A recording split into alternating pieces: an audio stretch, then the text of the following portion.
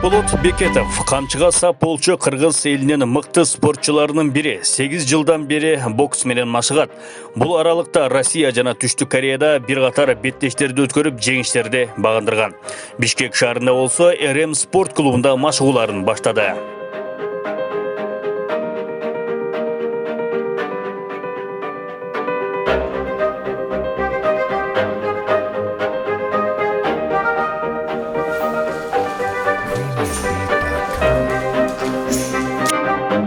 Бекболот Бекетов 22 жашта бир нече жыл бою Түштүк Кореяда машыгууларды өткөргөн. Спорт сүйүүчүлөрдүн арасында 5 жана профессионалдар арасында 2 мелдеш өткөрүп баарын жеңген.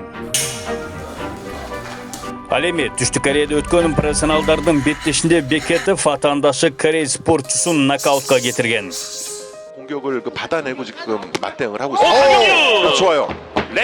Спортчу мындан аркы машыгууларын мекенинде өз жеринде өткөрүү үчүн Кыргызстанга кайтып келген. Анткени алдыдагы бир катар олуттуу мелдештерде Кыргызстандын намысын коргоп, кыргыз желегин татыктуу желбиретсем дейт.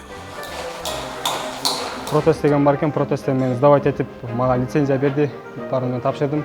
Как официальный профессиональный боксер катары барын тапшырдым. Официальный 2 бой профтон өткөрдүм Сеул шаарында. Мен Кыргызстанга келгеним себеби Кыргызстандын намысын коргош үчүн РМ клубунда азыркы учурда машыгып жатам. РМ клубунда шарттар абдан жакшы. Кудайым буйруса ушул жакта да жакшы ийгиликтерди жаратабыз деген ишеничтемин. Хорошо. Еще быстрее. Хорошо. Учурда Бишкек шаарындагы РМ спорт клубунда спорт чебери Шайлообек Атазовдун тарбиясында машыгууда.